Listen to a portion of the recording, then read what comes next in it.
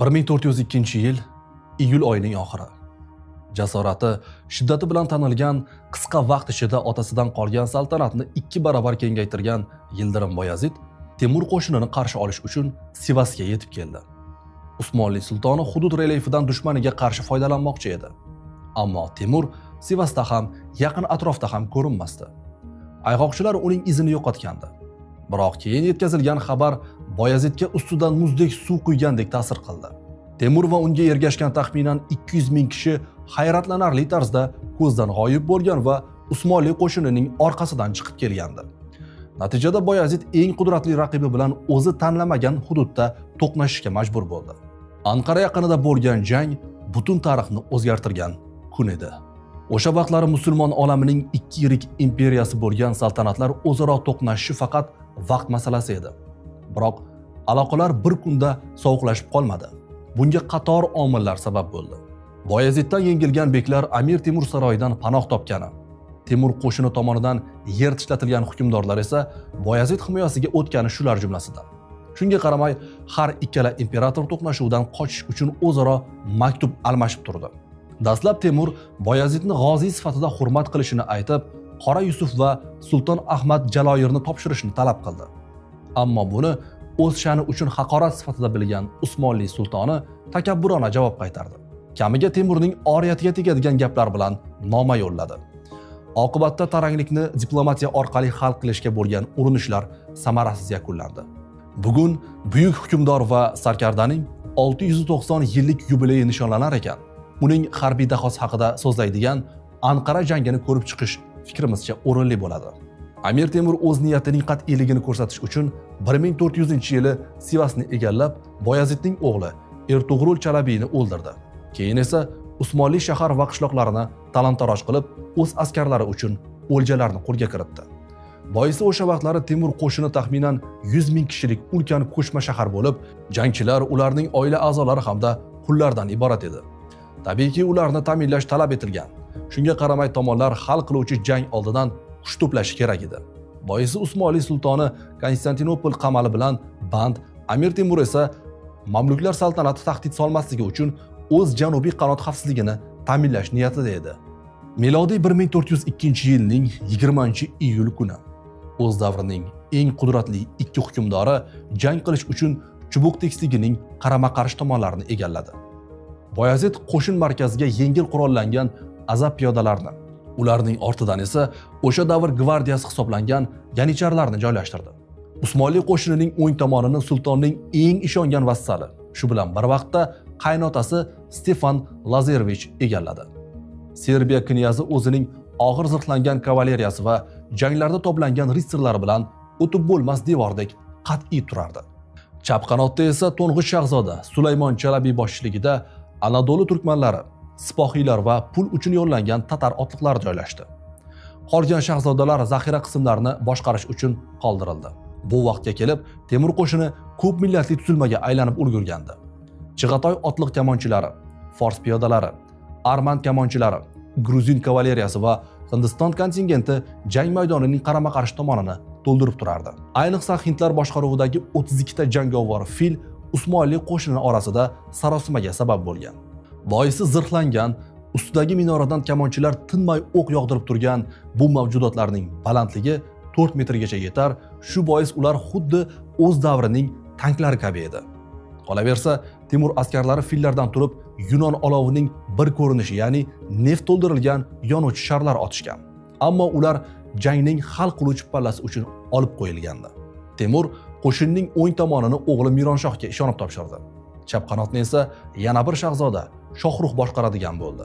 Hukmdorning o'zi esa og'ir zirhlangan kavaleriya, jangovar fillar va piyodalar himoyasida turardi. Uning ortida suvoriylardan iborat yana bir kontingent bo'lib, ular zaxira uchun olib qo'yilgandi. Jangni Temur qo'shinlari boshlab berdi. Turk-mo'g'ul an'analariga muvofiq kurashga dastlab butun perimetr bo'ylab yoyilgan otliq kamonchilar tashlandi. Ular mohir chavandoz, shu bilan birga merganlar bo'lib, dushman jangovar ruhiyatini tushirish va uning saflarini siyraklashtirish vazifasini bajarardi. Bunday suvoriylarning har biri egar ustida turib, daqiqasiga 8 tadan 14 tagacha o'q uzishi mumkin edi. Otliq kamonchilar Usmonli qo'shini ustiga tom ma'noda o'qlar yog'dirdi. Ammo bu og'ir zirhlangan serb ritsarlariga deyarli ta'sir qilmadi. Biroq qo'shin markazidagi piyodalarda bunday himoya vositalari yo'q edi. Shu bois ular og'ir talofatlar ko'rdi. Usmonli kamonchilari tepalikka chiqib javob qaytarmoqchi bo'ldi. Ammo ular shiddat bilan harakatlanayotgan Shig'atoy otliqlarini nishonga olishda qiynalardi. Bu Usmonli askarlari orasida g'azabni oshirdi. Ular safni buzib, o'zlaridan bir necha 100 metr uzoqlikdagi otliqlarga tashlanishga tayyor edi. Bu esa qo'shin uchun og'ir oqibatlarga olib kelardi.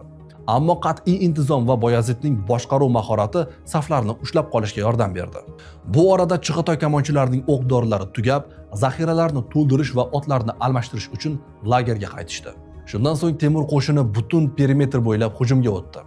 Birinchi to'lqinning ilk zarbasini Usmonli armiyasining chap qanoti qabul qilib oldi. O'ng qanotdagi Anatoliya kontingenti fors piyodalari zarbasiga dosh bera olmay, ortga chekina boshladi. Ammo ritsarlar ularga yordam berib, mazkur uchastkadagi vaziyatni barqarorlashtirdi.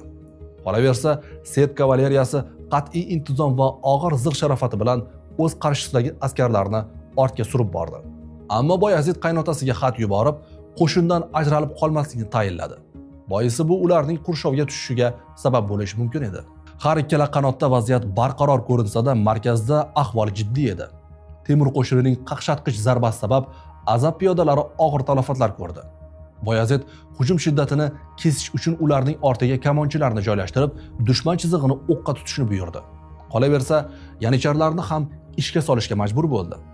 Bu qo'shinning eng jangovar qismi bo'lgan, biroq hozircha zaxirada saqlanayotgan kontingentning rejadan avval jangga tashlanishini anglatardi.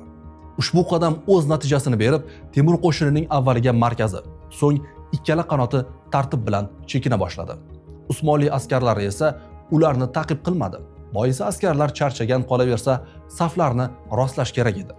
Bundan tashqari Chig'atoy otliq kamonchilari hujumning navbatdagi to'lqini uchun yaqinlashib kelayotgandi. Bu Boyazid askarlariga dam olish uchun imkoniyat qoldirmadi. Otliq kamonchilar hujum bilan band bir vaqtda Temur ham zaxiradan qo'shin olib, yo'qotishlar o'rnini to'ldirdi.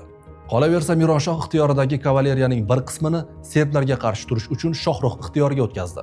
Chig'atoy kamonchilari jang maydonini tark etgach, hujumning ikkinchi to'lqini boshlandi. Boyazid qo'shini qiyinchilik bilan bu zarbani ham to'xtatib qolishga muvaffaq bo'ldi. Ammo Usmonli armiyasining chap qanotida kutilmagan voqea yuz berdi. Sulton tomonidan yo'llangan tatar jangchilari Temur tomoniga o'tib, ortdan hujum qildi. Buni ko'rgan Boyazid zaxiradan zirhli kavaleriyani ham jangga tashladi. Bu vaziyatni barqarorlashtirishga yordam berdi. Qolaversa, uning o'zi ham zaxirada qolgan oxirgi kuchlar bilan hujumga otlandi. Bu yanicharlarning jangovar ruhiyatini ko'tarib, qisqa vaqtda tashabbusni Usmonli tomonga og'dirdi. Ammo Temur ixtiyorida hali ham foydalanilmagan shaxmat donasi bor edi. Butun perimetr bo'ylab janglar davom etayotgan otliq kamonchilar esa Usmonli saflarini siyraklashtirayotgan bir vaqtda Temur qo'shinining markazi saflari orasidan joy ocha boshladi. Bu faqat bir narsa, ya'ni 32 ta jangovar fil yaqinlashib kelayotganini anglatardi. Ular o'z qarshisidan chiqqan Boyazid askarlarining katta qismini supurib tashladi. Biroq yanicharlar mislsiz jasorat ko'rsatib, chekinmasdan kurashni davom ettirdi. Natijada olgan jarohatlari sabab fillarning aksariyati quladi. Omon qolganlar ham Usmonli mudofaa chizig'ini yorib o'tib, maydon bo'ylab qochdi. Ammo ular yetkazgan talafot o'rnini qoplash uchun Boyazid ixtiyorida zaxira qolmagandi. Temur bundan foydalanib, qurol ushlashga qodir bo'lgan hamma erkaklarni jangga tashladi. Nihoyat Usmonli qo'shini parchalanib ketdi. Sultonning 3 nafar o'g'li jang maydonidan qochib qutuldi. Yana 2 shahzoda esa otasi bilan birga asir tushdi. Serb knyazi xos askarlari bilan qurshovni yorib chiqib, jang maydonini tark etdi. Ammo shiddatli Boyazid chekinishni o'ziga or bilib, yanicharlarning bir qismi bilan kurashni davom ettirdi. Biroq jang oxirida u ham asir olindi. O'sha kuni tomonlar qancha qurbon bergani haqida aniq ma'lumotlar yo'q. Ammo ba'zi manbalarga ko'ra Temur askarlaridan taxminan 15 ming kishi halok bo'lgan yoki yaralangan. Usmonli saflarida esa yo'qotishlar 2 barobar yuqori bo'lgan. Bu Boyazid o'sha kuni jangga tashlagan qo'shinining yarmi degani. Uning o'zi esa jangdan so'ng Temur qarorgohida asirlikda yashadi. Biroq ruhiy tushkunlik va boshqa omillar sabab oradan 8 oy o'tib vafot etdi. Uning o'limidan so'ng shahzodalar taxminan 11 yil davom etgan fuqarolar urushini boshlab berdi.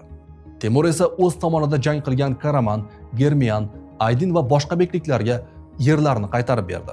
Biroq Vizantiya sulhga rioya qilmay, Anadoludan qochgan Usmonli askarlarni saltanatning Yevropa qismiga o'tkazib qo'ydi. Bundan g'azablangan Temur ritsarlar nazoratida bo'lgan mustahkam qal'a Izmirni 15 kunda bosib olib, xristian dunyosiga o'z kuchini ko'rsatib qo'ydi. Shunga qaramay, Anqara jangi Konstantinopolning umrini yana 50 yilga uzaytirib berdi. Amir Temurning bahaybat imperiyasi esa uning vafotidan so'ng parchalanib ketdi.